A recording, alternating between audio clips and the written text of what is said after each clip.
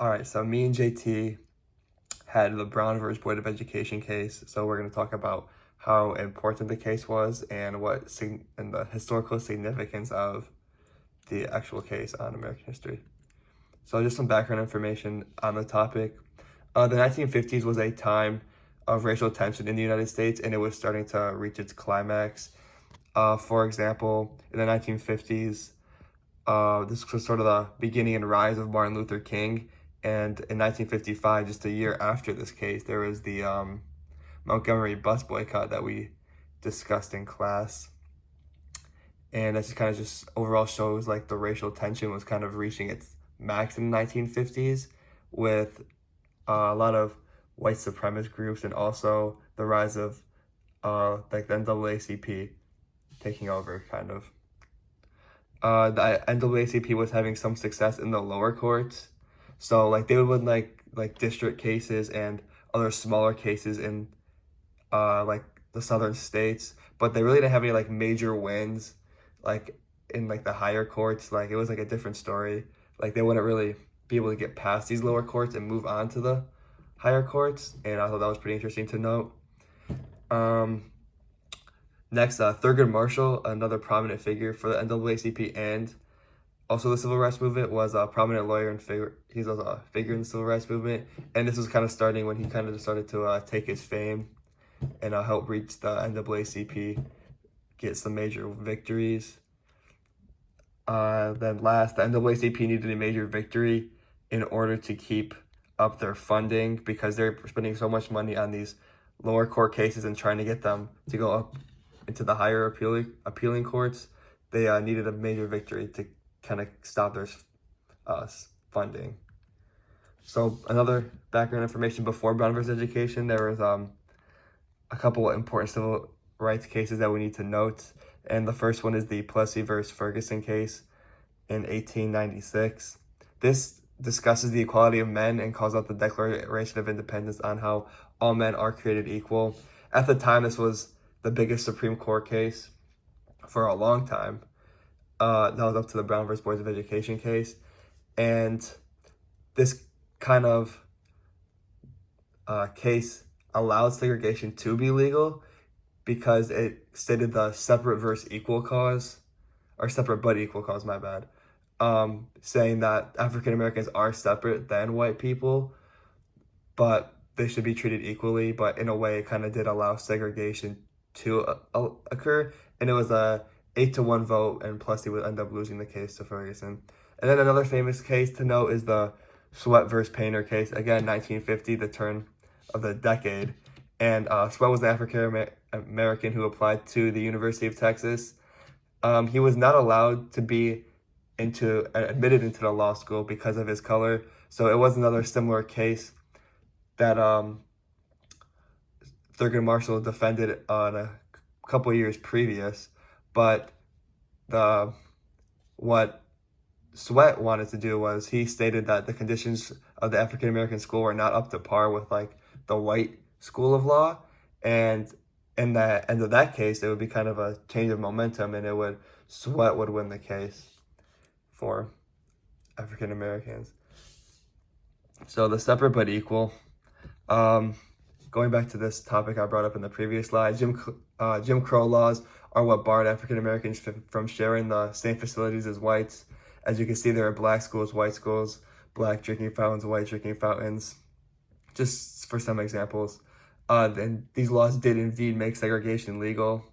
The law stated that the facilities would be equal but segregated, but as we all know that they were not equal at all. And the facilities for African Americans were quite lower than they were for whites.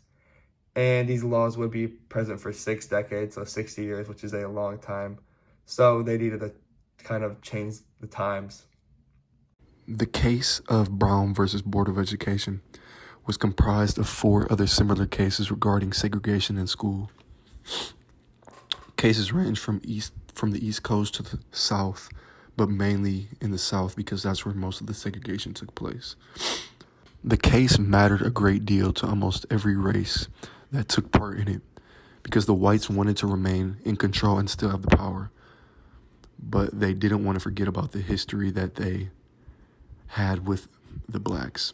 And African Americans wanted America to change with the times, to turn a new leaf so that everyone can have equality, which should be attainable, but it wasn't. And that's part of the reason why the cases kept being brought up, because of the laws made by the Constitution. Everyone felt that the Constitution wanted equality, but that's not what everybody was getting.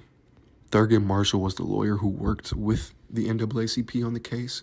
He was more of an up-and-coming young lawyer who had a lot of energy and life, who really fit the role of being the main voice on this case, and really, in my opinion, put the case over the top for the African Americans. The main talking point for the case, or argument that African Americans had, was that it did not follow the 14th Amendment's equal protection. The case lasted almost 2 years, and Linda Brown, along with Thurgood Marshall, would end up winning the case unanimously. And honestly, a pretty shocking turn of events in the civil rights era, really the start of the civil rights era. Almost everyone who was involved in the case was at a certain level of danger and or having some sort of risk, unnecessary risk, placed into their lives. Many of the plaintiffs lost their jobs, homes, and even their credit was cut off, which really made it an issue to live your everyday life. How are you supposed to live and provide for your family when you don't have anything, which was a big problem for the plaintiffs. The plaintiffs from South Carolina had the most severe repercussions. One of the plaintiffs, Joseph Delane's house and the church that he was a pastor at was burned, and even his house was burned, which is crazy considering how you can burn a church down just because he's trying to take a stand for something that he believes in. But the main way of threatening or even trying to scare or deter the plaintiffs from continuing this case was just death threats in general. Almost every single one of them received numerous threats regarding their life or their family's life or their loved ones or friends. The backlash after the ruling was quite the national issue because it caused an uproar from anybody that didn't believe in what was being changed in America. Certain governors or senators or government officials that didn't agree with the ruling came up with delay tactics to keep black people oppressed. In 1958, for example, instead of allowing blacks to come to school, Virginia just closed them all so nobody would go to school.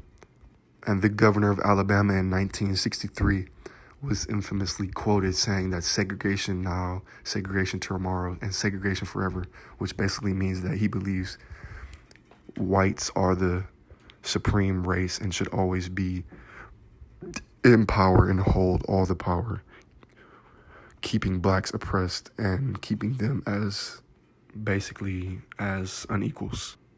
Brown versus Board of Education was the stepping stone to further and advance the civil rights era and movement as a whole in its entirety. This was the first case in which the Supreme Court finally chose against following the separate but equal movement. It finally allowed what everyone was longing for, which was true equality. Even though it wasn't quite yet there, it was a step in the right direction and allowed for the movement to build on what was previously decided. Students were finally able to attend schools with each other. The conditions were truly equal. You can kind of say that lightly, considering that low-income areas do not have the same facilities, but at least they're allowed to try and get into a better school in a better area. It's not truly segregated. And lastly, this was Thurgood Marshall's rise to becoming one of the most famous civil rights leaders that we know to this day. It would be the case that let him become the Supreme Court justice in which he was for the remainder of his long and illustrious career. Well, this is the end of our fabulous presentation.